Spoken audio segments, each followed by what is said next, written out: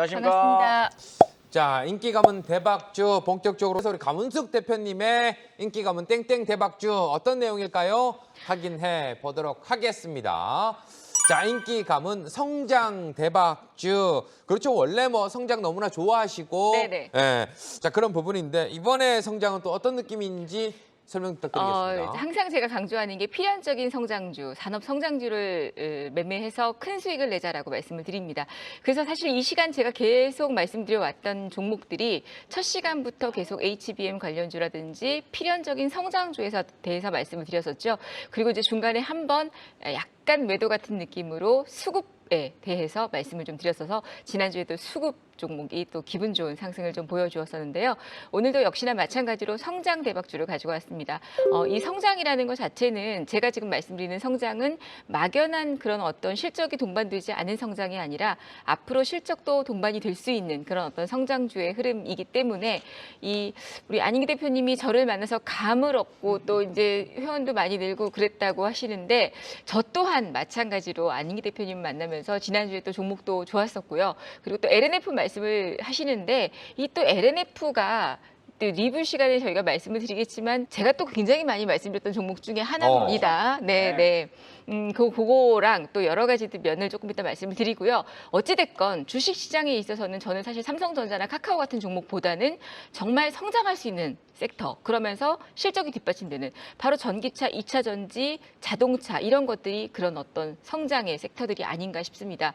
그런 면에서 오늘 또 성장 섹터 어떤 종목인지 기대해 보셔도 좋지 않을까라고 한번 끝까지 지켜봐 주시면 좋을 것 같습니다. 우리 또 강훈숙 대표님도 리뷰하실 종목들이 좀 있죠. 네, 지난 시간에 제가 이제 화요일 날 말씀드렸던 종목 중에 이 인기 가문 성장주에서 나노신소재를 말씀드렸습니다. 그때 우리 안인기 대표 파트너가 이 나노신소재는 장대 양봉이 나왔으니까 조금 눌림목이 좋겠다라는 얘기를 했었고 저도 마찬가지였었죠.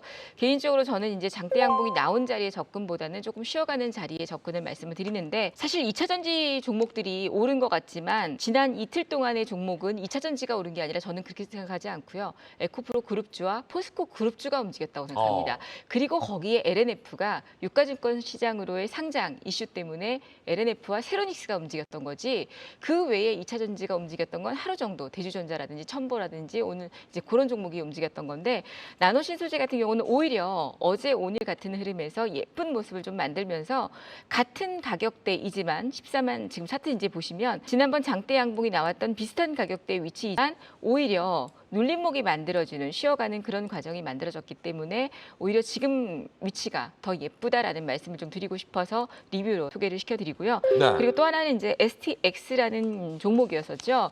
이 종목 같은 경우도 지금 인적 분할에 따르는 선택과 집중이 필요하다라는 말씀과 함께 2차 전지 원자재 니켈 공급의 수혜주로서 수급 대박주로 말씀을 드렸습니다. 그러면서 장기적으로도 2차 전지에 대한 메리트가 있지만 단기적으로 눌림목 꺾이는 자리에서 들기 때문에 하루 이틀 사이에 수급이 뒷받침되면 10% 이상의 상승도 수익이 날 거다라는 말씀을 드렸는데 어저께 이제 이 종목이 15% 정도 이상의 급등세 거의 16% 가까이 급등세가 이어졌는데요.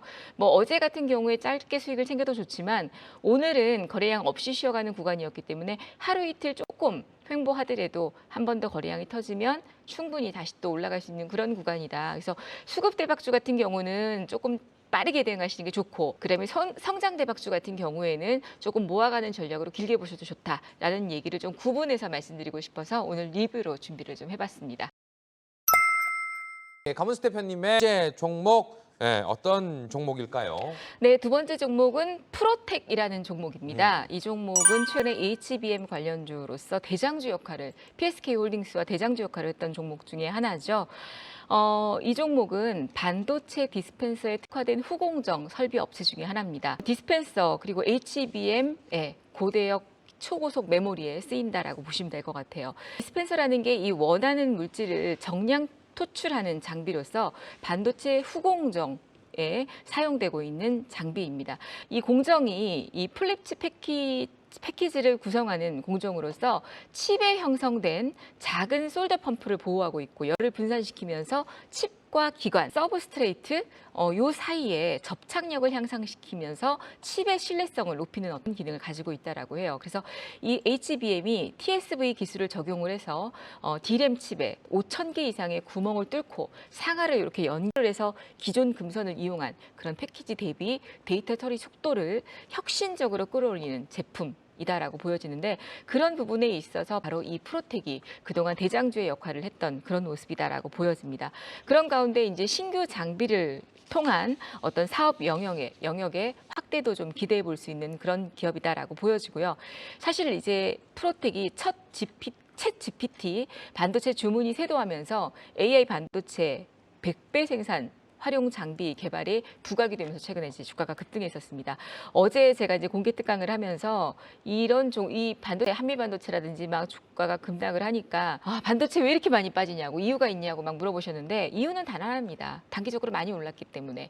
그런데 사실 어제 반도체들 빠질 때 거래량이 많지 않았습니다. 그래서 제가 금방 반등 나올 거니까 너무 걱정하지 마시라고 말씀을 드렸었고, 화요일 날 방송에서도 그런 얘기 드렸었어요. 이 방송에서 말씀드릴 때 크게 깊이 조정을 받지 않을 거다라는 얘기를 드렸는데요.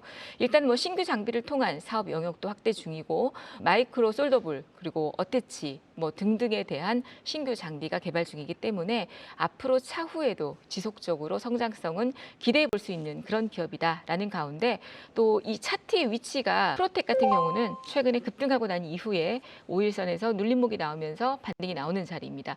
물론 이제 7월 14일 날 이 음봉이 나오면서 거래량이 좀 실리긴 했었는데, 그 거래량이 앞에 나왔던 6월 달, 7월 달에 나왔던 장대 양봉의 거래량에 비해서는 그렇게 큰 물량이 아니기 때문에 일부 단기 매도 물량이 나왔다라고 보여지고요.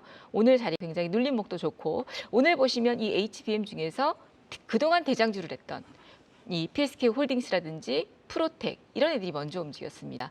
뭐 레이저셀 같은 경우도 지난 시간에 말씀드렸던 레이저셀도 오늘 아주 급등세를 보여주었는데요.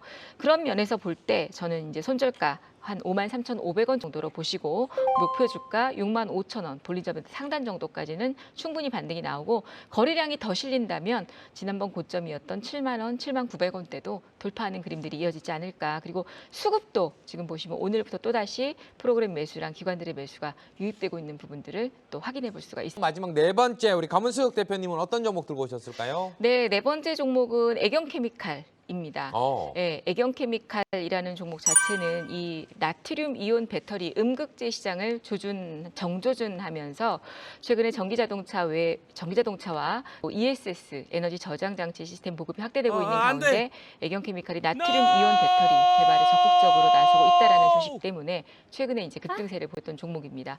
배터리 음극재 필수 소재인 하드카본에 대한 생산을 확대할 것이다라고 밝혔었고요. 지난번에 또 최근에 리튬과 니켈, 코발트 등의 양극재 원료로 사용되는 자원이 부족해서 가격이 급등하는 가운데 이를 대체하기 위해서 리튬 대신 나트륨 양극재를 적용한 나트륨 이온 배터리를 개발에 있어서 적극적으로 추진하기로 했다라는 내용들. 바로 이 나트륨 이온 배터리가 상대적으로 매장량이 굉장히 풍부하고, 그리고 단가가 낮기 때문에 이 2차 전지 배터리 소재 중에 원가가 높은 그런 어떤 소재에 대해서 단가를 낮출 수 있고, 또 나트륨보다 단가가 낮은 가운데 이런 뭐 배터리의 생산량이라든지, 그리고 또 배터리 그동안 낮은 밀도 탓 때문에 상용화에 좀 제한이 있었는데, 이런 부분에 있어서 기술이 점차 발전되고 있어서 주목을 받을 수 있지 않을까라고 보여집니다. 그래서 애경케미칼이 그런 면에 있어서도 향후에 하드카본계 음극 소재, 그래서 음극 소재 관련주로도 다시 또 거듭날 수 있는 그런 부분들 우리가 눈여겨볼 수 있는 부분이고요. 최근에 이제 주가가 조금 오른 듯한 그런 느낌이긴 하지만, 이 종목도 사실 이 기업 내용을 또 들여다보시면 시가총액 대비 기업 내용의 흐름에서 보시면 아직까지 매출액은 또 저평가된 그런 흐름들이다라고 보실 수가 있고요. 그리고 부채 비율이라든지 유보율 면에서도 굉장히 안정적인 기업이고, 또 배당도 꾸준히 배당 수익률이 뭐 5%, 6% 이상 되면서 최근 이제 급등하면서 이게 약간 뭐랄까요, 이 테마주 같은 성격이 아닐까라는 생각들을 좀 하시는데, 나름대로 부채 비율이나 유보율이나 기업 내용을 보면 괜찮은 종목입니다. 그리고 매출액 대비 말씀드린 것처럼 저평가도 된 그런 기업이고요. 또 수급 면에 있어서는 오늘 약간 약간 프로그램 매도 물량이 있기는 했지만 수급면도 괜찮고 또 차트도 최근에 이 고점에서 매수세가 계속 유입됐던 흐름이고 조정을 받을 때 매도 물량이 없이 조정을 받았기 때문에 제 생각에는 조금 충분히 다시 한번 전고점 이상까지도 반등이 나오지 않을까라는 차원에서 손절가는 21,500원 그리고 목표 주가는 25,500원 단기적으로는 5,500원을 돌파한다면 27,000원까지도 볼 수 있는 종목이 아닐까라고 말씀드리도록 하겠습니다. 네, 마찬가지입니다. 저도 코스피 같은 경우는 지금 지수는 쉬어가고 있는 흐름이고 5일선과 20선에 갇혀 있는 가운데 대형주 시가총액 상위 종목들은 사실 변동성이 별로 없습니다. 그래서 내일도 역시나 마찬가지 종목 장세들이 이어질 거다라는 생각이 들고요.